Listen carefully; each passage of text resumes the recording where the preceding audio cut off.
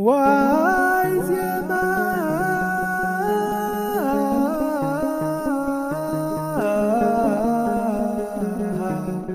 ذا سماي كوبا سماي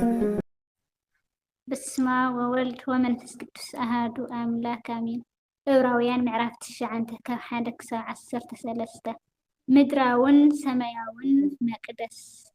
ነታ ቀዳመይቲ ኪዳን እውን ናይ ኣገልግሎት ስርዓትን ምድራዊ መቅደስን ነበራ። ድንኳን እውን ተተኺሉ ነበረ። እታ ቅድስቲ ተባሂላ እትፅዋዕ ቅድም እትርከብ ክፍሊ ድማ ቀዋሚ ቀንዴልን ጠረጴዛን ሕብስቲ ቁርባንን ነበራ። ድሕሪ እቲ ካልኣይ መጋረጃ ንንየው ዘላ ክፍሊ ድማ ቅድስተ ቅዱሳን ትበሃል ነበረት። ኣብ ውሽጣ ድማ ብወርቂ ዝተሰርሐ ማዕጠንትን ብኩሉ ወገኑ ብወርቂ ዝተለበጠ ታቦተ ኪዳንን ነበረ። ኣብ ውሽጣ መና ዝሓዘት መሶበ ወርቅን ዝጠጥዐት በትሪ ኣሮንን ጽላት ኪዳንን ዝሓዘት ነበረት። ኣብ ልዕሊ እቲ ታቦት ከዓ ነቲ ስርየት ሓጢኣት ዘጽልሉ ናይ ክብሪ ክሩቤል ነበሩ። እንተኾነ ሕዚ ብዛዕባ እዚ ነገር እዚ ኣስፊሕና ክንዛረብ ኣይንኽእልን ኢና። ከምዚ ኮይኑ ምስ ተዳለወ እቶም ካህናት ኩልሻዕ ኣብቲ ናይ ድኳን ቀዳማይ ክፍሊ ኣገልግሎቶም ክፍጽሙ ይኣትዉ ነበሩ። ኣብቲ ካልኣይ ክፍሊ ግና እቲ ሊቀ ካህናት ጥራሕ ኣብ ዓመት ሓደ ሻዕ ይኣቱ። ግና እቲ ምእንቲ ርእሱን ምእንቲ እቶም ህዝቢ ዝገብርዎ ሓጢኣትን ዘቕርቦ ደም እንተይሓዘ ኣይኣቱን። እታ ቀዳመይቲ ክፍሊ ድኳን ቆይማ ክሳዕ ዘላ እቲ ናፍታ ቅድስተ ቅዱሳን ዘእቱ መንገዲ ገና ከምዘይተገለጸ መንፈስ ቅዱስ የርኢ ኣሎ። እዚ ናይዚ ዘመን እዚ ምሳሌ እዩ። እቲ ዝቐርብ ዝነበረ መባእን መስትዋዕትን ከዓ ናይቲ ዘቐርብ ሰብ ሕሊና ከንጽህ ከም ዘይኽእል የመልክት። እዚ እቲ ዘመን ምሕዳስ ክሳዕ ዝመጽእ ዝግበር ናይ ብልዕን መስተን ናይ በቢዓይነቱ ዝኾነ ናይ ምንጻሕ ኣፈኣዊ ስርዓት ጥራሕ እዩ ነይሩ። ካልኣይ ክፍሊ ናይ ክርስቶስ ደም። ክርስቶስ ግና ናይቲ መጺኡ ዘሎ ሰናይ ነገር ሊቀ ካህናት ኮይኑ መጸ። ናፍታ ብኢድ ሰብ ዘይተሰርሐት ብልጽትን ፍጽምትን ካብዚ ፍጥረት እዚ ዘይኮነትን ድኳን ከዓ ኣተወ። ደም ኣጣልን ዝራብዓትን ሒዙ ዘይኮነስ ብናይ ውዕሉ ደም ናይ ዘለኣለም ድሕነት ረኺቡ ሓደ ግዜ ንሓዋሩ ናፍታ ቅድስተ ቅዱሳን ኣተወ። ደም ኣጣልን ዝራብዓትን ናይታ ዝሓረረት ኣርሒ ሓሙኽሽትን ኣብቶም ዝረኸሱ ተነፂጉ ሰብነቶም አንጽሁ ዝቅድሶም ካብ ኮነ ደም እቲ ብዘለዓለማዊ መንፈስ ገይሩ ንባዕሉ ብዘይነቐፋ ንእግዚኣብሔር ዘቕረበ ክርስቶስ ግዳ ነቲ ሕያው እግዚኣብሔር ምእንተ ክነገልግል ንሕሊናና ካብቲ ሞት ዘስዕ ግብሪ ክንደይ ኣብሊፁ ዘየንጽሖ ይብል። ስለ ቃላቱ ናይ ቃል ብኣልቤት እግዚኣብሔር ኣምላኽና ዝተኸበረ ዝተመስገነ ይኹን። ረባኹም ክብረቦና አሜን አሜን። ቃል ተስምዑኩም ንኩልኩም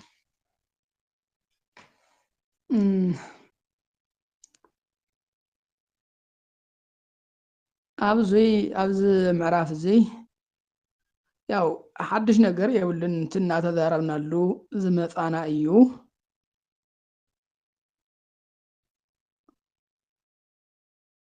ንምሳሌ እንታ ቀዳመይቲ ኪዳን ድማ ከምዚ ስርዓት ነበራ። እቲ ድንኳን ተተኺሉ ነበረ።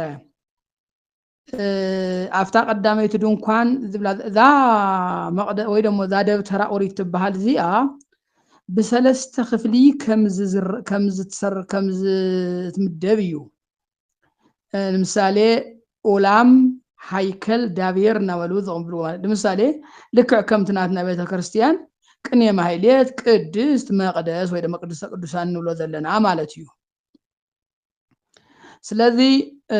ቶም ኣፍታ ካልአይቲ ድንኳን ክልተ ነገራት ነይረን። መቅረዝን ወይ ደሞ ተቋም ወርቅን እቲ መቅረዝን ዝመዓዲ መስርዒ ጠረጴዛ ወይ ደሞ ናይ ሕብስቲ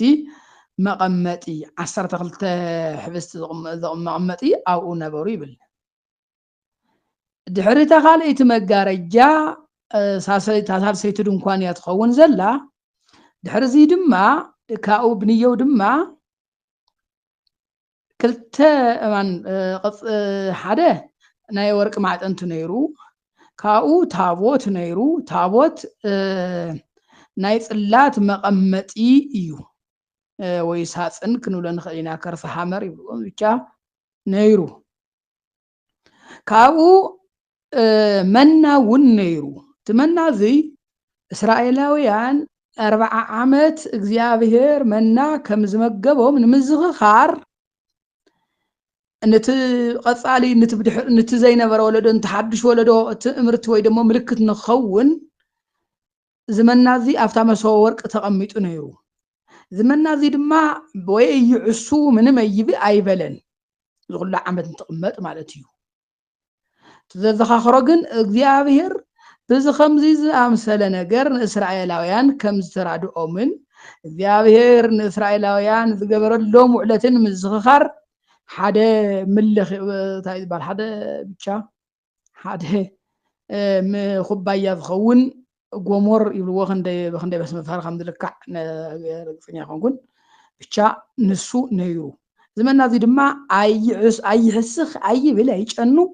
ንዘለዓለ ምልክት ኮይኑ ይነብር ነይሩ ካልኣይ እታ ባዕላ ከየስተይ ተኸልዋ ከየስተይዋ ማይ ምንም ከየበለት ዝለምለመት በትረ ኣሮን ንኣሮን ኣሮን ክህነት ካብ ነገድ ኣሮን ካብ ሌዊ ኮይኑ ካብ ነገድ ኣሮን ከም ዘይወፅእ ኣሮን ክህነት ተመረፀ ምዃኑ ንምዝኽኻር እግዚአብሔር ዝለምለመት በትሩ ኣልምሊሙሉ ነይሩ እዚኣ ድማ ብዛ ምልክት እዚኣ ድማ ስርዓት እዚ ከይፈርስ ድማ ኣብ ቤተ መቅደስ ትነብር ነይራ እዛ በትሪ እዚኣ ስለዚ እስካዕ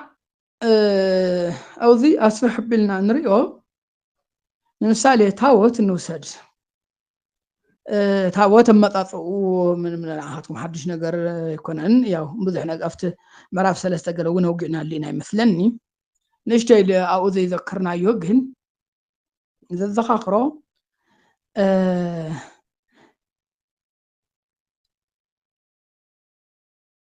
ንምሳሌ ድሕሪ ሰሎሞን ቤተ ቶም ክልተ ነገደ ቢንያምን ነገደ ይሁዳን ማለት እዩ እዚኣቶም እስካዕ ዝማረኹ ናብ 400 ዓመት ወይ ደሞ 300 ገለን ዝኸውን ዓመታት ነይሩ እዛ ታቦት እዚኣ እስካዕ ኢዮስያስ ዝበሃል ናይ በቃ እስራኤላዊ ነገደ ይሁዳ ናይ መንግስቲ ይሁዳ ንኽጠፍእ ቁሩብ ክተርፎ ተሎ ብድሕሪኡ ዝበሃል መንግስቲ የቋቁምን ድሕሪ ሰሎሞን 300 ዓመት ፀኒሓ እስካዕ ዘሎ ድሕሪ ሰሎሞን 300 ዓመት እስካዕ ዝኣክል እስካዕ ዝሓልፍ ፀኒሓ ብዘመነ ኢዮስያስ ቤተ መቅደስ ክሕድሶ ተሎ ንክሕድሶ ወፂኦማ ነይሮም ድሓር ከም ዝመለስዋ ባዕሉ ካልኣይ ዜና መዋዕል ይነገረና እዩ ድሕሪ ሰሎሞን 300 ዓመት ዝኸውን ማለት እዩ ከም ዝነበረት ሰሎሞን ምስ ሞት ናይ ዓድና ታሪክ ከም እንፈልጦ እዩ ክብረ ነገስት ታይብል ብሰሎሞን በቀዳማዊ ምኒልክ ኣቢላ ከም ዝመፀት ይትርኽ እዩ ይኹን ዳ እምበር እቲ መጽሓፍ ቅዱስ ስለ ዝጋጮ ነቲ መጽሓፍ ቅዱስ ግዲ ነቲ መጽሓፍ ቅዱስ ክንቅበል ኢና ክንግደድ እሱ ጥራሕ ኣይኮነን እዝራ ሱቱኤል ድማ ስለዚ እታ እስካዕ እስራኤላውያን ናብ ባቢሎን ቶም እስራኤላውያን ተይኮኑስ ክልተ ነገደ ይሁዳን ነገደ ቢንያምን ምክንያቱ ቶም 10 ነገድ ብኣሶራውያን ተማሪኾም ስለ ዝፀንሑ እስካዕቶም መጨረሻ ምሩኻት ታቦት ከም ዝነበረት የዛ መጽሓፍ ቅዱስ ነጊርና ኣሎ ሽካው ኣካባቢ ድሕሪ ሰሎሞን ድሕሪ ካብ ባቢሎን መልሲ ግን ናይ ታቦት እስራኤላውያን ወይ ደሞ መጽሓፍ ቅዱስ እውን እዙይ ዝበሃል ታሪክ ወይ ደሞ ከመይ ከም ዝኾነ ኩነቱ ኣይነግረናን ይኹን ዳ እምበር እዝራ ሱቱኤል ተባሃለ ቤተክርስቲያንና ተቀበለ ያው ዓለም ግን ከፍቶም ስታይ ከገይሩ ዝሪኦ ግን ንሱ ናብ ባቢሎን ከም ተማረኸት ምዕራፍ 9 ይዛረብ እዩ ቃል ብቃል ቅዱስ ያሬድ እውን ተቃል ንሱ ወሲዱ ታታቦት ናብ ባቢሎን ከም ተማረኸት ይዛረብ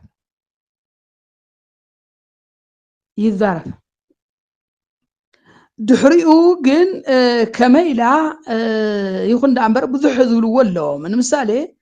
ቶም ሓደ መጽሓፍቲ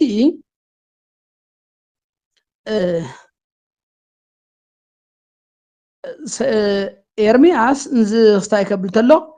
ቁልፊ ናይ ቤተ መቅደስ ብምሉእ እዚ ኣብ ምድሪ ቀበሮ ዝብል ክስታይ ተሓሳስባ እውን ሓደሓደቶም ኣለዎም ይኹን ዳኣምበር ሓደ ኣቑሑት ናይ ቤተ መቅደስ ግን ናብ ባቢሎን ከም ዝተማረኹ ድሓር ድማ ሒዞሞም ከም ዝወፁ እስራኤላውያን ብቂሮስ ፍቃድ ሰናይ ፍቃድ ሒዞሞም ከም ዝወፁ መጽሓፍ ቅዱስ ባዕሉ ይነገረና እዩ ኣብዚ ማእኸል እዚ ካብቶም ተታሒዞም መሊሶም ሒዞሞም ዝወፁ ኣቑሑት ድማ ታቦት ግን ኣይነበሮምን እሺ እዚ ካበልና እንዲያው ዮሴፍ ወልደ ኮሬን ወይ ደግሞ ጆሲፈስ እሱ ድማ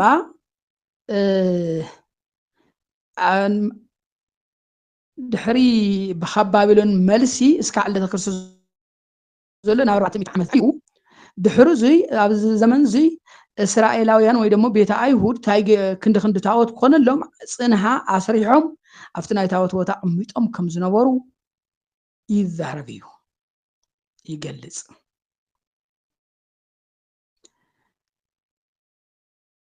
እሱ ጥራሕ ተይኮነ ንምሳሌ እስራኤላውያን ዋላ እኳ ታታወት ተጠፍአቶም ክቀርጹ ኣይደፈሩን ባዕላቶም ክቀርጹ ኣይደፈሩን ምክንያቱ ብዙሕ ነገር ኣሎ እሱ ታወት ጥራሕ ተይኮነስ ትመና እዚ እውን ከም ዘይነበረ እዩ ታዝ ለምለመት በትረ ኣሮን እውን ከምኡ እዚኣቶም ድሕሪ መልስ ባቢሎናውያን እውን ከም ባቢሎን ምስ ተመለሱ የለውን እዚ ጥራሕ ምክንያቱ ንምንታይ ክትክኡ ዘይደፈሩ እንተይልና ምክንያቱ ታቦት ስኳ ክትክኡ ተዝኽኡ ትመና ካበይ የምፅዎ ዘለዓለም ተይሸተተ ተይጨነወ ዝነብር ተይዓፈወ ዝነብር መና ካበይ ይመፅእ ሞ ባዕላ ጥዕት በትረ ኣሮን እዚኣ ከመይ ገይሮም ይትክእዋ ስለዚ ሳቶም እውን እዚ ወዲ እዚ ክትክኡ ኣይደፈሩም ስለዚ ዝ ሐዋርያ ዝ መጽሐፍ ዝጽሐፈሉ ጊዜ እውን ንዙ እዩ ነበረ እናበለ ዝተዛረበ ይኹን ዳንበር ሕልፍ ኢሉ ታይበለ ይኹን ዳንበር ከከም ነንሕድሕዱ ክንዛረበሉ ብዛዕባኡ ክንዛረበሉ ግዚኡ ኣይኮነን ኢሉ ብሄራውያን ሊቃውንቲ ድማ እወ እዚ ኦሪት ነምህረሉ ጊዜ ሓሊፉ እዩ ሎሚ ወንጌል ነምህረሉ ዳንበር ኦሪት እንዝርዝረሉ ጊዜ ኣይኮነን እንትብል እዩ ኢሎም ተንቲኖሞ ቅጽለ ቢሉ ኣፍታ ቀዳመይት ድንኳን ማለት እውን ኣፍታ ቅድስቲ ትበሃል ኣብኣ ካህናት ይኣትዉ ነበሩ ዕለታዊ መስዋዕቲ እውን ይፍጽሙ ነይሮም ናፍታ ካልአይቲ መጋረጃ ወይ ቅድስተ ቅዱሳን ግን ናፍታ ቅድስተ ቅዱሳን ግን ናብኣ ግን ትሊቀ ካህናት በዓመት ሓደ ጊዜ ጥራሕ ይኣቱ ዝነበረ ይኹን ዳንበር ከኣቱ ተለውን ስቂሉ ዘው ኢሎ ይኣቱን ታይዳ በዛ በቤጃ ዓርሱን ቤጃቶም ህዝብን ዝኸውን ናይ ኩሎም ናይ ባዕሉን ናይቶም ህዝብን ሓጢያት ዘስተስርየሉ ደም ሒዙ ደኣ ይኣቱ ዝነበረ እምበር ይብል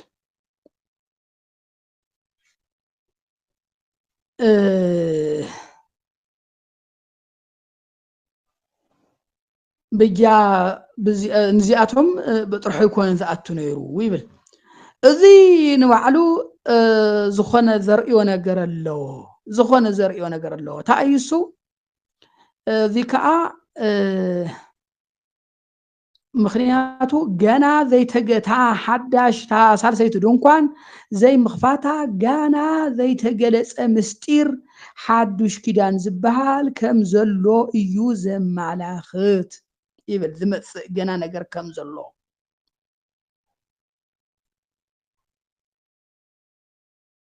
ዝመጽእ ነገር ከም ዘሎ ርኢኹምሞ ዲኹም እስኪ ልብ በልዎ ናይ ቤተ አይሁድ ወይ ደግሞ ናይ ሌዋውያን ናይዞም ኩሎም ሊቃነ ካህናት መስዋዕቲ እንኳን ዶ በር ሰማይ ክኸፍት ነታ መጋረጃ እቲኣ እኳ ክኸፍት ኣይከኣለን ስለዚ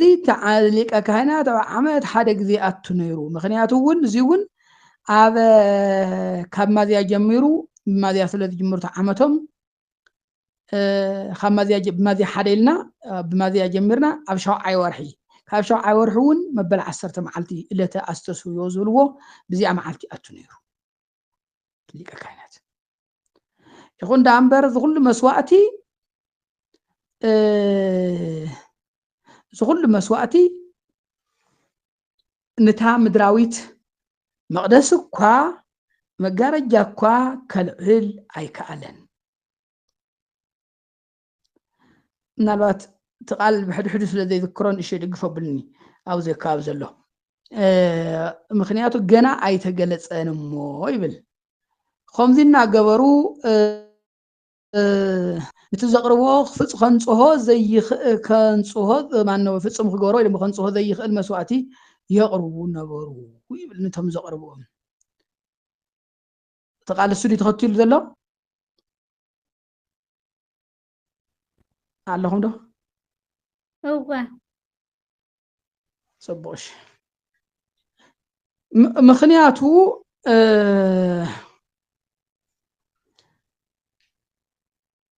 እቲ ናይ ዝኩሉ መስዋዕቲ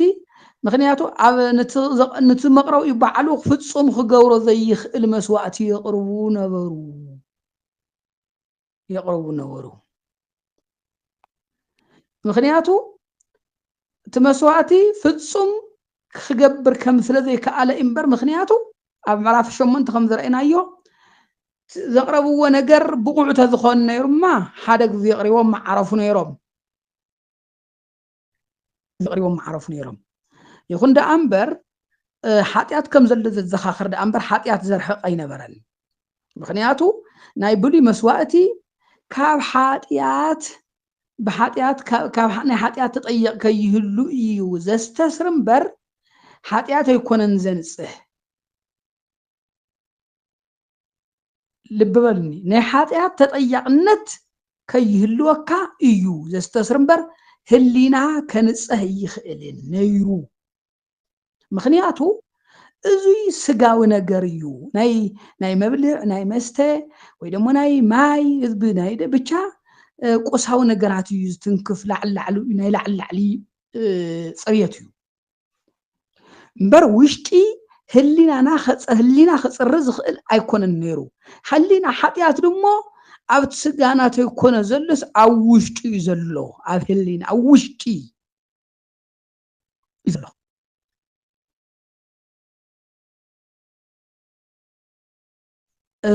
ናይ ሓድሽ ኪዳን መስዋዕቲ ግን ተነኣሰ ሰለስተ ነገር ኣለዎ ምክንያቱ ሓደ ናይ ሓጢኣት ተጠያቅነት ከይህሉ ተኻልኣይ ሓጢኣት ጨቕላላ ካብ ውሽጢኻ ነቂሉ ብምውፃእ ሳልሳይ ናይ ሓጢኣት ባዕሉ ሓይሉ ከይረክብ ምድቃም እዚኦም ብልጫታት ኣለዎ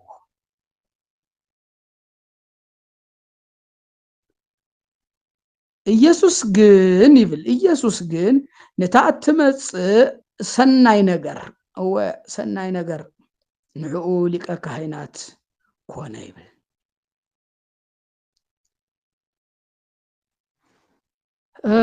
መጽእ ሰናይ ነገር ተባሃለ ዘመን እዩ ምክንያቱ እስካዕ አንተ ንሽደርሳው እስካዕ እቲ ዘመን ምሕዳስ ዝኾነ መጽንሕ ነገር ናይ ብሉይ ክህነት ወይ ደግሞ እቲ ናይ ብሉይ መስዋዕት ብምሉ ሓጢኣት ከም ዘሎ ዘዘኻኽር ዳእምበር ሓጢኣት ዝነቅል ኣይኮነን ልክዕ ኣገልግሎቱ ልክዕ ናይ ፀረቃንዛ ከም ማለት እዩ نجزيو ستايز خون بر طلع لنا حمام زوجد زرحق أين برن ክርስቶስ ግን ነታ ዝመጽእ ሰናይ ነገር ሊቀ ካህናት ኮነ ይብል ዝመጽእ ሰናይ ነገር ዝበሃል ዘሎ ዝሒዝ ዘለናዮ ዘመነ ሓድሽ ኪዳን እዩ ንዕኡ ሊቀ ካህናት ኮነ ነቲ ዝሓለፈ ነቶም ዝስውኡ እኳ ከንጽእ ዘይኽእል መስዋዕት ሰውኡ ዝብል ዘግድድ ናቱ ሰባት ነይሮም ሰባት ነይሮም ዝስውኡ ደቂ ወይ ደሞ ደቂ ኣሮን እዚኣቶም ነይሮም ካህናቱ ደቂ ኣሮን ነይሮም ዞም ካህናት እዚኦም ነዚ ምክንያቱ ምድራዊት እያ ተሕጊ ምድራውያን ካህናት ከዓ ነይሮም መገልገልቲ መስዋዕት ባዕሉ ምድራዊ ምክንያቱ ይብል ብመብልዕን ብመስተን ዝግበር እዚ ምክንያቱ ኣነጻጽሃ ብሰለስተ ዓይነት ነይሩ ሓደ ብደም ዝነጽህ ኣሎ ብረትን ካልእን ተኮይኑ ከዓ ብእሳት ዝነጽህ ኣሎ ወ ሳልሳይ ከዓ ብማይ ሓዊ ዘይቅበል ከምዚ ቆርበታት ናምን መሳሰለ ብጠቕላላ ናይ ቤተ መቅደስ ኣገልግሎት ድማ እዚ ድማ ብማይ ይሕፀብ ነበረ ማይ ተሓፂቡ ዝነጽህ ነይሩ ስለዚህ ኢየሱስ ክርስቶስ ግን ንዝመጽእ ሰናይ ነገር ንዕኡ ሊቀ ካህናት ኮነ ናብዛ ቅድስቲ ከኣቱ ተሎ ድማ ብዓርሱም በር ብደም ኣዋዕር ወይ ድማ ብደም ላሕምን ብደም ጠልን ጤልን ላሕምን ኣይኣተወን ይብል ኣብታ ቅድስት ዝኣተዋ ቅድስት ባዕላ ሰማያዊት እያ ኣንተ ኢለኩም እቲኣቶም ነታ ናይ ምድሪ መጋረጃ እኳ ፍሒት ከብልዋ ይከኣሉ ናይታቶም መስዋዕት ናይ ክርስቶስ ግን ሰማያዊ መጋረጃ ከፊቱ ኢና ንዘለና ሰማያዊ መጋረጃ ከፊቱ ምክንያቱ መጋረጃ ትይት ኣብ ቤተ መቅደስ ዝነበረ ኣብ ሳልሰይቲ ድንኳን ዝዘኻኽር ብጣዕሚ ኣብ ማእኸል እግዚኣብሔርን ሰብን ዘሎ መጋረጃ ወይ ደሞ ገደል ዘመላኽት እዩ እግዚኣብሔርን ሰብን ዝፈሊ ዝነበረ ቅፅሪ እዩ ከም ዘሎ እዩ ዘመላኽት ናይ ዓንቶት መጋረጃቱ እዩ እቲኣቶም ናይ ብሉይ መስዋዕቲ ድማ እቶም ናይ ብሉይ መስዋዕቲ ድማ ነዚኣ እኳ እታ ንሪኣ ዘለና እንታ ትርኢታዊት ዝኾነ መጋረጃ እኳ ከፍታ ይከኣለን ኢየሱስ ክርስቶስ ግን ነቲ ረቂቕ ዘይርአ መጋረጃ ሰብን እግዚኣብሔርን ዝፈለየ ንዕኡ ከፈተ ኢና ንብል ዘለና ብዙ ልክ ኢና ንርድኦ ዝግባእ እዚ ድማ ብደም ላሕምን ገለን ከይኮነስ ብደም ዓርሱ እዩ ዝኣተወ ይብል ምክንያቱ ሰብ ስጋን ነፍስን መንፈስን እዩ ስለዚ ብደመ ነፍስ ዝነብሩ እንስሳት ሰዊእኻ ናይ ሰብ ቤዛነት ዝተማልአ ቤዛነት ምምፃእ ኣይከኣልን ምክንያቱ ስጋ ደመ ነፍስ ኣለዎም ንስጋና እዮም ቤዛ ክኾኑ ዝኽእሉ ንነፍስና መን ቤዛ ይኸውን ስለዚ እንስሳት ንደቂ ሰባት ቤዛ ክኾኑ ኣይኽእሉን ተማልአ ቤዛ ይኾኑን ነዚ እውን ናይዞም ኩሎም እንስሳት ደም ምንም ዘይፈየደ ምንም ዘይፈየደሉ ምክንያት እዚ እዩ ትርጉሙ ኢየሱስ ክርስቶስ ግን ኣምላኽ ሓደ ናብ ምድራዊ ቤተ መቅደስ ኣይኮነን ኣትዩ ናብ ሰማያዊት ቤተ መቅደስ ኣትዩ ምክንያቱ ንምንታይ ናብ ሰማያዊት ቤተ መቅደስ ኣትዩ ተልና ኢየሱስ ተወለደ ካብ ነገደ ይሁዳ እንድሕር ኮይኑ እታ ምድራዊት ቤተ መቅደስ ድማ ነገደ ይሁዳ ኣይኮኑን ዝኣትዋ ነገደ ኣሮን እዮም ናይ ኣሮን ቤተሰብ እዮም ዝኣትዋ ስለዚ ናብ ምድራዊ ቤተ መቅደስ ንምእታውስ ትሕጊ እውን ባዕሉ ይፈቅደሉን ነይሩ እዩ ስለዚ ናብታ ዝሕሸትን ሰማያዊ ቤተ መቅደስን ግን ኣተወ ንምእታው ሞገስ ንሕና እውን ብኦቢልና ሞገስ ረኸብና ብባዕሉ ኣተወን ብደም በዓማን ብደም ጤልን ዓርሑን ዝኾኑ እንስሳን ደም ኣተወን ብደም ባዕሉ ደኣ እምበር ይስማዕ ኣለኹ ዶ اسمع له أول سمع لهم كربان انت تسمعني قرني ምክንያቱ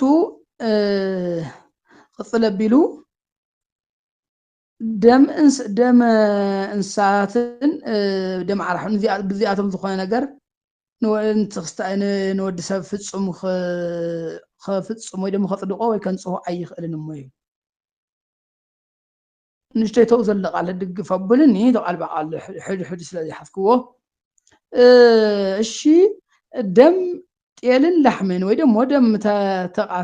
ተቃፀለት ዓርሕን ንደቂ ሰብ ነቶም ዝረኸሱ ስግኦም ዝቅድስ ካብ ኮነ ካብል ዝቅድስ ካብ ኮነ ናይ ኢየሱስ ክርስቶስ ደም ደኣ ንህያው እግዚኣብሔር ንምምላኽ ካብቲ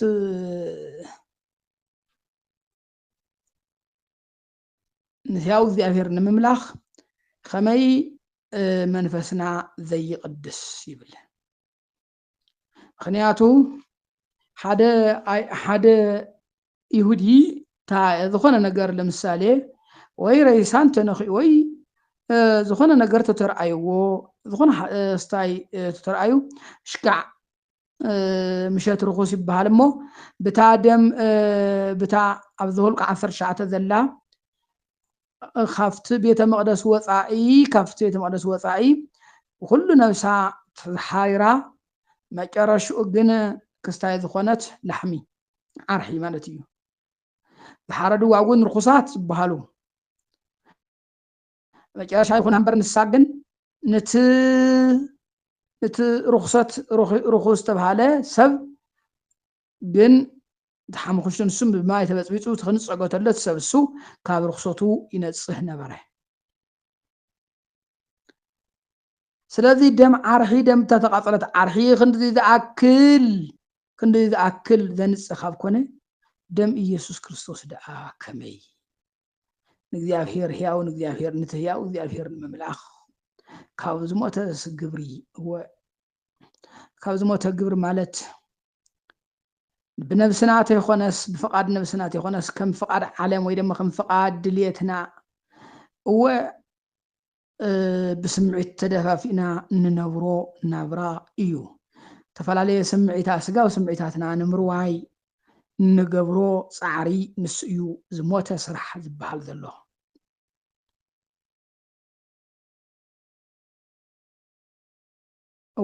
ኣዳም ነታ ዕንጨይቲ በሊዑ ናይ ሞት ክትመውት ኢኻ ተባሃለ ንሕና እውን ዓለም ተኸቲልና ስምዒትና ተኸቲልና ትክክለኛ ናይ ህሊናና ደፊእና ናይ ህሊና ወቀሳ ሸለል ኢልና እንገብሮ ብምሉኡ ዝሞተ ስራሕ እዩ ጠቕላላ ንእግዚኣብሔር ብዘይምሕጓስ እነብረሉ ግዜ ብምሉኡ ዝሞተ ግብሪ እዩ ሰባት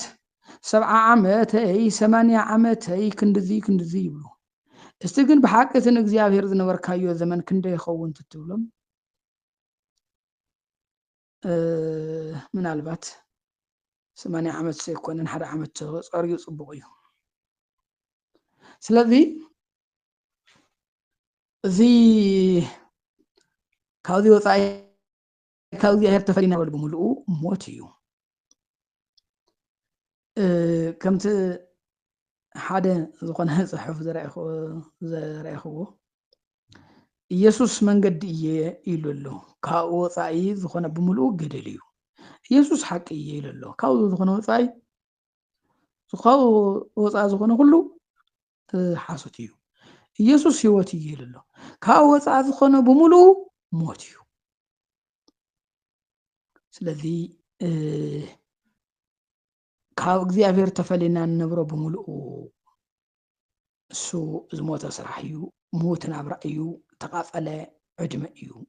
ይኹን ግን በር ዘይምለስ ግዜ ምናልባት ኣብ ዓድና ብጣዕሚ ዝረኸሰ ርካሽ ነገር ተዝህሉ ዝኾነ ርካሽ ነገር ተዝህሉ ከም ግዜ ዝረኸሰ ኣብ ዓድና የለን ብጣዕሚ ግዜ ምንም ማለት ዘይመስለና ህዝቢ ንሕና ኢና ይኹን ዳ እምበር ታንዛረበላ ዘለና ግዜ ተመሊስና ኣብ ዕድሜና ሙሉእ ኣይንረኽባን ተሓሊፍ ሓሊፍ እያ እዛ ሰከንድ እዚኣ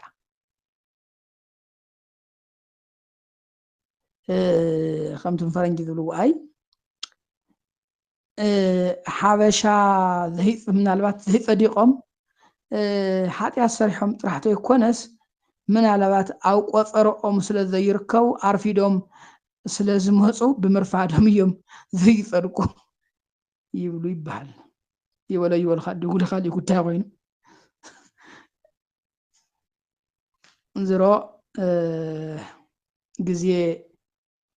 ካብ እግዚኣብሔር ተፈሊልና ንሕልፎ ብምሉእ ግዜ ዝሞተ ግዜ ወይ ዝሓረረ ግዜ እዩ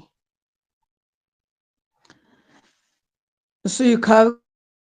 እግዚኣብሔር ኢየሱስ ደም ካብ ዝሞት ግብሪ እዚ የንፅሐና እዩ እዚ ከዓ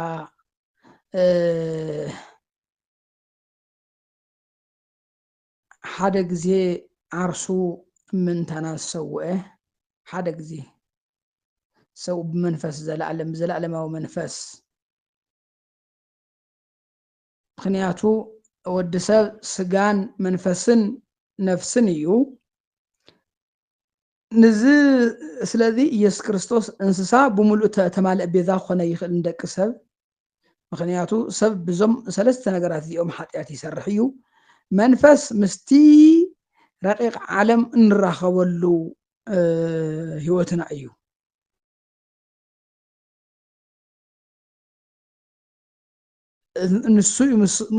ንሱ እዩ ካብ እግዚኣብሔር ምርሒት ዝቕበል ስለዚ ትቤራት ኩሉ በዚኦም ሰለስተ ነገራት ፍጹም ክኸውን ነይርዎ ስለዚ ፍጹም ዝኾነ ሰብ ኣምላኽን እዩ ንኽብል እንተለና እነዚ ቤዛነት እዚ ምእንታን ተማልአ ክኸውን እዩ ቅፅል ኣቢሉ እቲ ቃል ብቃል ሕድሕዱ ኣይዝክሮም ዘለኹ ይኹን ዳ እምበር ቅፅል ኣቢሉ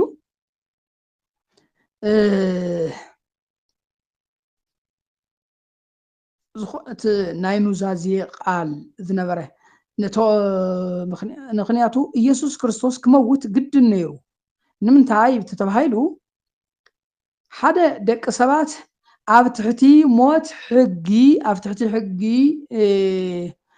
ሕጊ ብዝኸሰሶም ኣብ ናይ ሕጊና ኣብ ትሕቲ ፍርዲ ነይሮም ብናይ ሕጊ ክሲ ማለት እዩ ካብዚኣቶም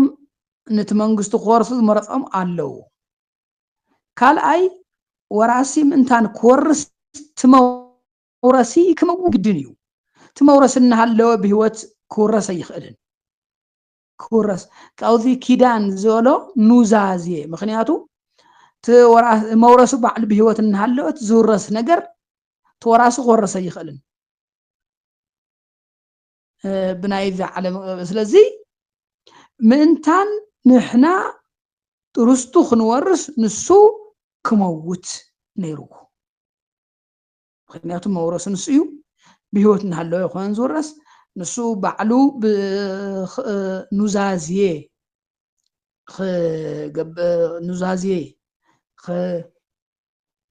ክገብር እንተሎ እዩ ተወራሲ ክወርስ ዝኽእል ናይ ኑዛዜ ቃል ክህብ እንከሎ እዩ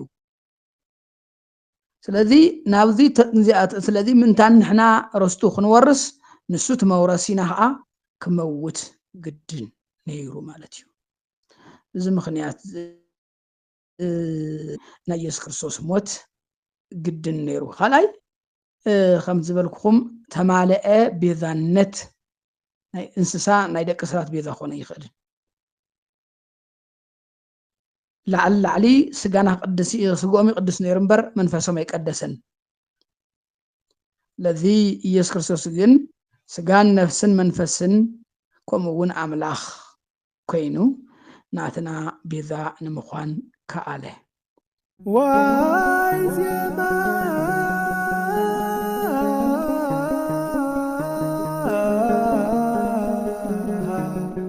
ዘሰማ